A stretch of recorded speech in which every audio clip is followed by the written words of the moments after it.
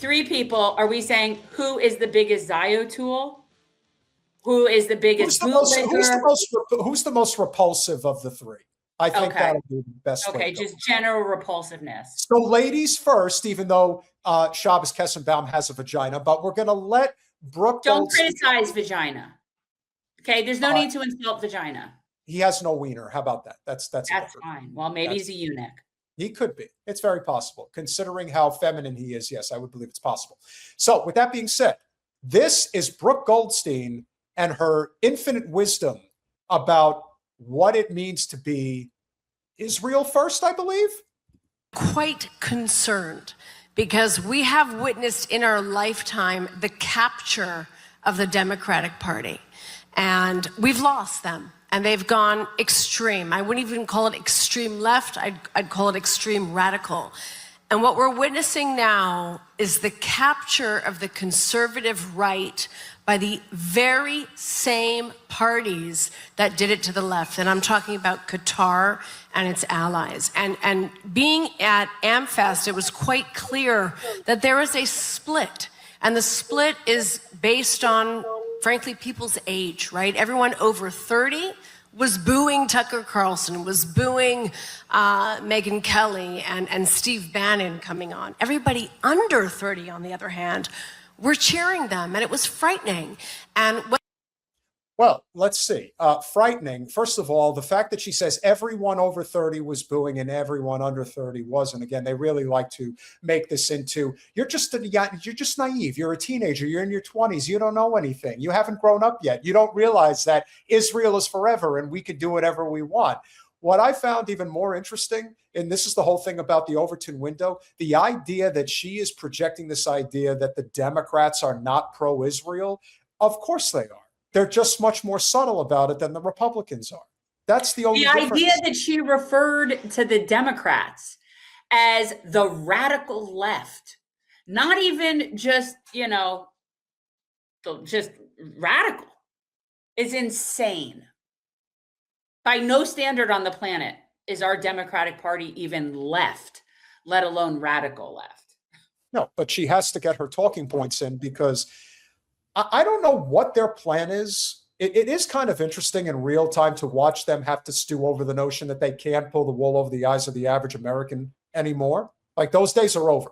So what's next? Threaten them? Commit violence against them? I don't know. Brooke, what do you have in mind? We'll hear. What they're doing is basically twisting Christian theology, bringing back replacement theology in modern day political dialogue, calling Ben Shapiro a genius who had the courage to go on stage and say the truth, an Israel firster.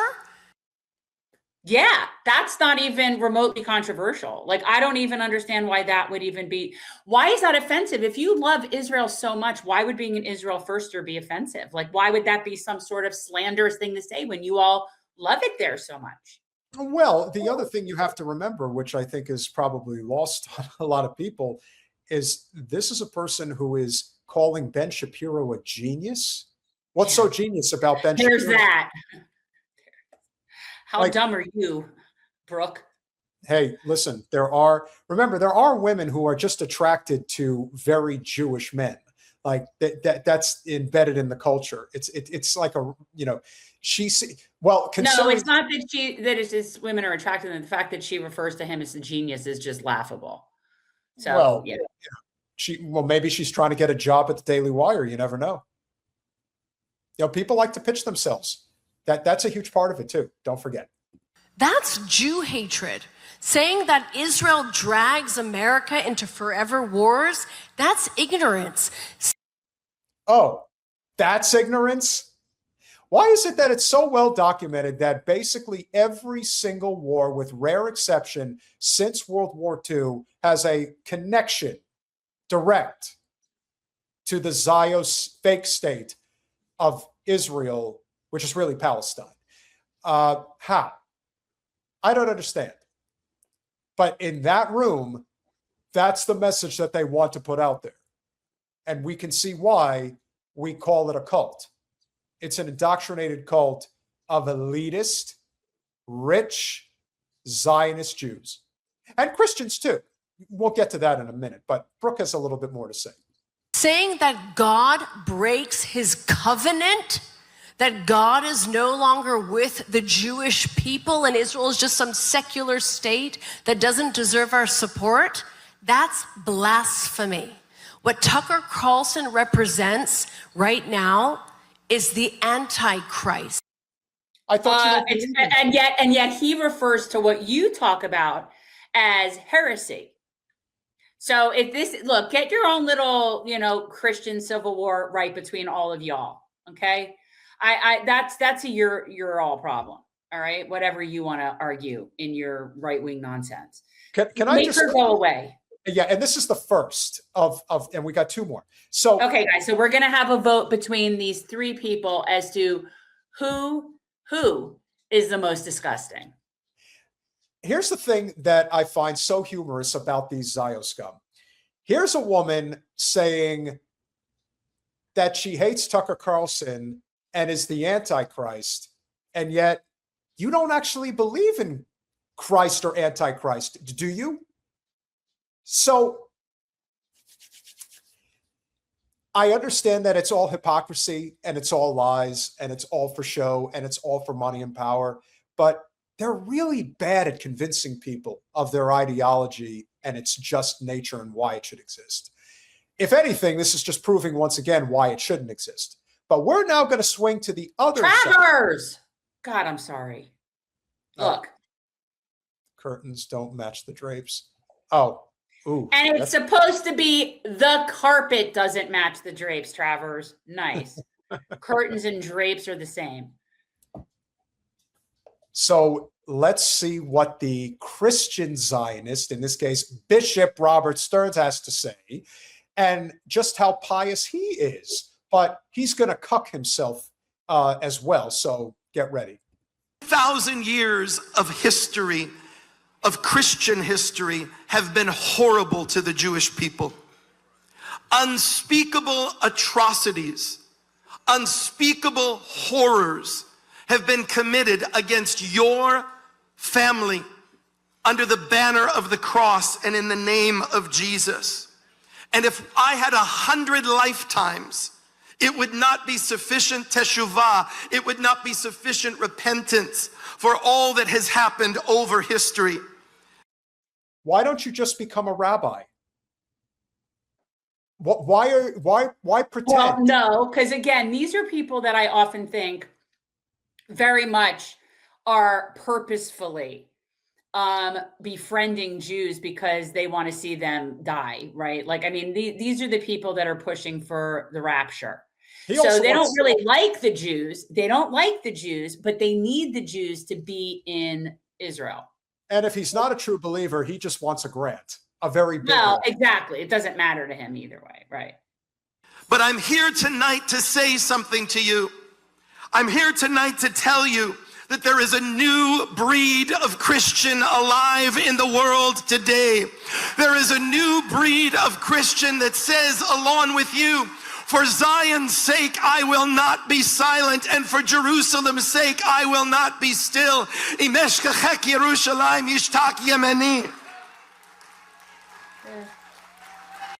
Could you tell me what he just said? Well, something about Jerusalem. I heard Jerusalem. I heard Jerusalem. I don't know. Whatever it is about Jerusalem. Maybe he's going to break out into song. You never know. We have been divided. There is the fear. Evangelicals are all missionaries. We just want to get you all to return to Jerusalem so the apocalypse can come. We need nefesh b'nefesh to have a really good year so Jesus can return. We know all of the stereotypes. Listen. Shh. Listen. Jesus both unites and divides us. For Christians, Jesus is our favorite Jew. For most Jews, he's the cousin that you don't talk about at Pesach, okay?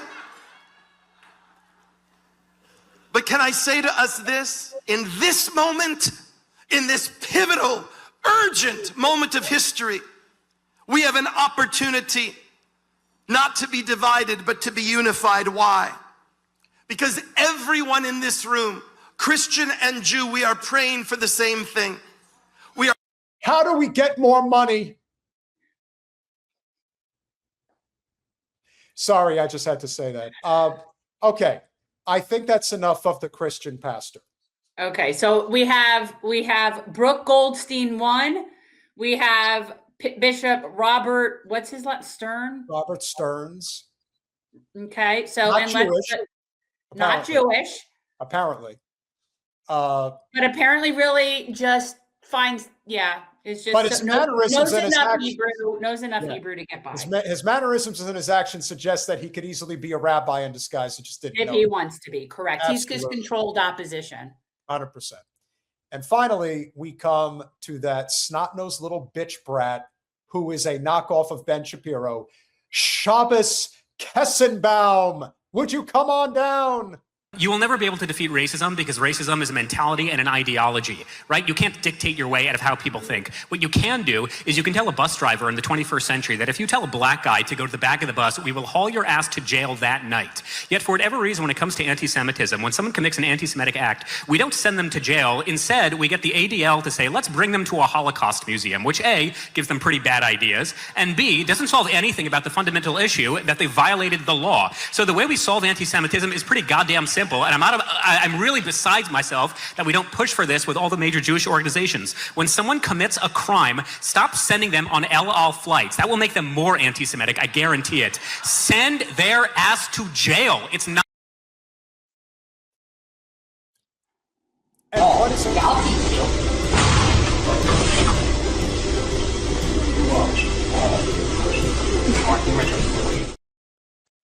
He's enough like Shapiro that I didn't know what else to do with myself. And that's the dangerous thing about what he's saying. What is a crime? And it just goes to show you, ladies and gentlemen, what is his profession? He's a political commentator for Dennis Prager. You know, Dennis Prager, who talks about how age of consent should be very low. I mean, very low. This should not surprise anybody that he works for PragerU or that he makes commentary like this. He's ridiculous. What crime? Well, he's the thought police. First of all, the idea that a bus driver gets arrested for telling a black person to sit in the back of the bus is just absurd, right? That's a straw man thing right there. I have not heard of these bus drivers getting arrested for that. So if somebody can show me the cases where said bus drivers were arrested. So this is just made up nonsense what he's talking about. And he's doing it to try to make this false equivalency and somehow garner sympathy for Jews as victims. It's having the opposite effect. It has to. But the irony of it is it's exactly people like him that are causing the anti-Semitism. Look at this bitch. I want to punch him in the face. So do I. I don't care if people think that we have horns. I don't care if people think we control the banks. I don't care if people think that we run Hollywood. I don't have them think what they want. We already do think that. It's already been proven beyond a reasonable doubt, and you're just confirming it by saying, yeah, and we're still going to run the show. No one's going to stop us. So the question is, ladies and gentlemen, when do we say enough is enough? When do we say we have enough of a Zionist Jewish cabal running our lives? Which in many ways they are, which is why Kestenbaum, this sawed-off little prick who has never been put in his place, who wasn't, and again, I couldn't punch him, but I slapped the shit out of him and listened to him scream like a little bitch, which he would do, and cry for his mama, which can't help him. I don't understand how people are just willing to put up with this. I think that it's just sort of been a great awakening for so many. Now they're seeing how these people really think and how they act.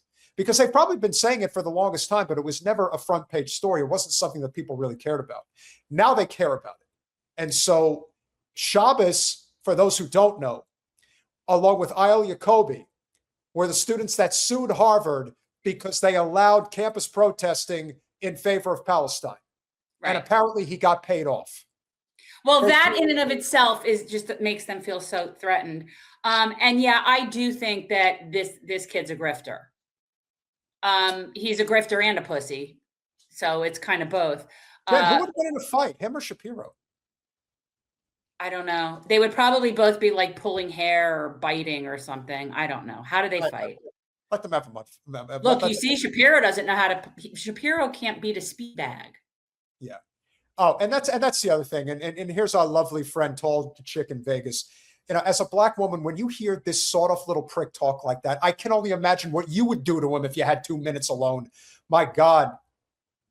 Yeah, a person who never properly had his ass kicked, period. I care is when they throw rocks through the synagogue. And the only response when people throw rocks through a synagogue is prosecuting them, which is why when Claudine Gay, the serial plagiarist at Harvard University, was discriminating against the civil rights of Jewish students, we filed a lawsuit. We took the law into our hands. And I encourage any student, whether you are Jewish or Christian, anytime your civil rights are being violated, hold your universities accountable. For those of us who live in New York, anytime Mamdani violates the law or Students for Justice in Palestine violate the law, stop sending them to Holocaust museums, stop sending them to ADL dinners, send them to jail instead. Oh, okay. Well, we'll just start arresting everybody who just doesn't like you then. That's what we'll do. I can't look at this pussy anymore. Did you notice? So Colin, when you get a chance, let's put up a little poll and say, who do people find the most pathetic? Was it Brooke Goldstein and her ridiculous, what was the ridiculous thing that she said in particular? That if you criticize Ben Shapiro, who is a genius. Yes. Okay. So between her and this other guy, they're like little Ben Shapiro sycophants almost. But absolutely. And then don't forget the bishop. We have the bishop. So we've got Bishop Robert Stearns, we have Brooke Goldstein, and we have Shabbos Kestenbaum. Well, I know. Okay, so Brooke Goldstein was basically sounded like she was licking Ben Shapiro's boots. The bishop is just licking Jew boots. I don't know what he thinks is, maybe he gets like extra points. I don't know.